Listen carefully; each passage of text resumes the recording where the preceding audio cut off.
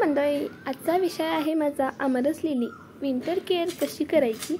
हिवाळ्यामध्ये ना हे आमरस लिली आहे ना हे डॉर्मन्सीमध्ये जातात आणि फेब्रुवारी हा महिना ना एक करेक्ट असा रिपोर्टिंग करायचा एक वेळ असतो आणि मी हा रिपोर्ट काही करणार नाही आहे, परंतु त्याची केअर कशी करायची हे तुम्हाला नक्की सांगणार। आणि कसं होतं, पावसाळा गेला की काही जण बल्ब सेव्ह करून ठेवतात आणि आता फेब्रुवारी मार्च या टायमाला ते रिपोर्ट करून आणि पुन्हा त्याची लिली फ्लावर्स घ्यायला सुरुवात करतात। मी तसंच केलेलं नाही आहे। मी काय केलेलं आहे, जसं होतं तसंच ठेवून दिलेलं आहे आणि थोडं मी फक्त तुम्हाला केअर कशी करायची त्याबद्दल माहिती सांगणार आहे। आपण काय करणार आहोत, ते आजूबाजूला जी असं कचरा जो आहे, जो पालापाचोळा आहे तो सर्व काढून घ्यायचा आहे। हे पहिलं स्टेप आहे आपला। कुठल्याही प्लांटचं तुम्ही रिपोर्ट करा किंवा कुठल्याही झाडाची तुम्ही काळजी घ्यायची असेल तर ते आजूबाजूला जे झाडं पालापाचोळा जो असतो तो काढायला लागतो, नाहीतर तो काढला नाही ना काय होतं, आपल्या त्या झाडांची ग्रोथ तिथंच थांबते आणि त्या जो कचरा आजूबाजूला झालेला राहतो, जी छोटी छोटी झाडं जी उगलेली असतात त्याची ग्रोथ पकडायला चालू होते आणि याला पोषण कमी मिळतं। हे होऊ नये यासाठी आपल्याला काय करायचं आहे, ते आजूबाजूचं सर्व कचरा काढून घ्यायचा आहे। पाहू शकता, मी किती 3 बल्ब्स लावलेले आहेत, ते एक बल्ब्सला किती 4 ते 5 पानं आलेली आहेत आणि मी अशा प्रकारे एक असं करून फक्त वरची माती अशी कोदरून घेणार आहे।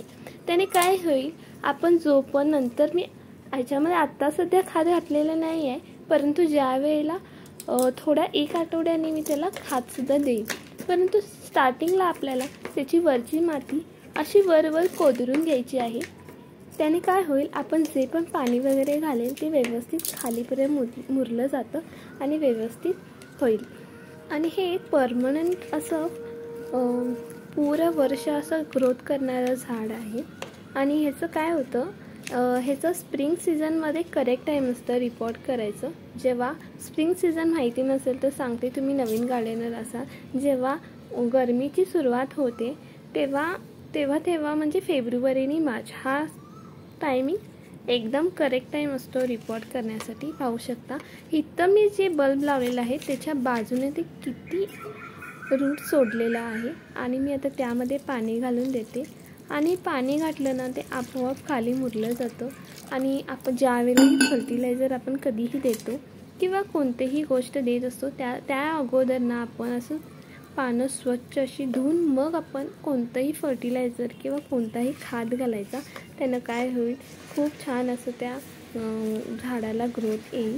आणि आता मी अशा नारळाच्या शेंडा असतात ते बाजूने देते आणि नारळाच्या शेंडा घातल्या ना तर काय होतं, ते आजूबाजूचा जो भाग असतो ना तो एकदम मॉइस्ट राहतं, म्हणजे नारळाच्या शेंडा लवकर पाणी ऑब्झर्व करतं आणि ते तसंच होल्ड ठेवतं। मग त्यामुळे काय होतं, आपल्या प्लॅनची ग्रोथ व्यवस्थित होते।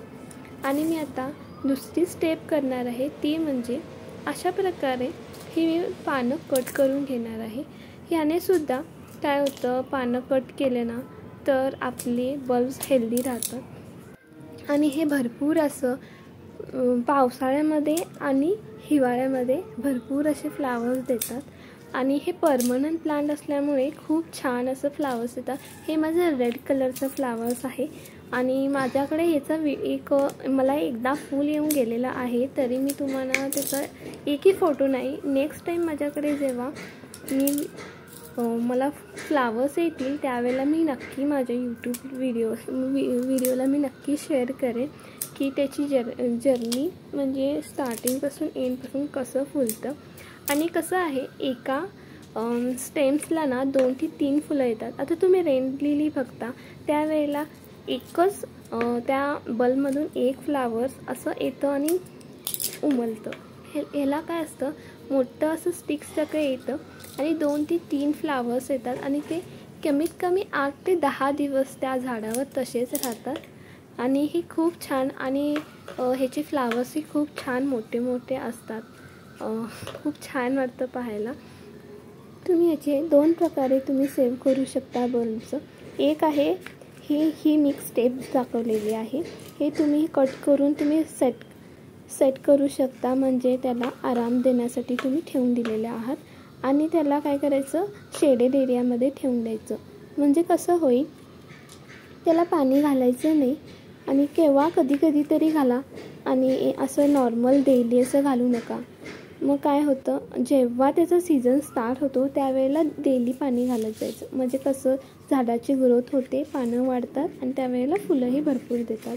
आणि दुसरं तुम्ही दुसऱ्या प्रकारे सेव्ह करू शकता. म्हणजे मी सांगितले ना मगाशी की तुम्ही ते बल्ब्स काढून घ्यायचे आणि पावसाळा झाला की विंटर येतो ना, त्यावेळेला तुम्ही ते बल्ब्स काढून सेव्ह करून घ्यायचे. आणि आता ह्या टायमाला स्प्रिंग सीझन असतो, त्यावेळेला तुम्ही ते बल्ब पुन्हा लावून पुन्हा 8 ते 9 महिने तुम्ही फ्लावरिंग घेऊ शकता. ही पण ट्रिक खूप छान आहे.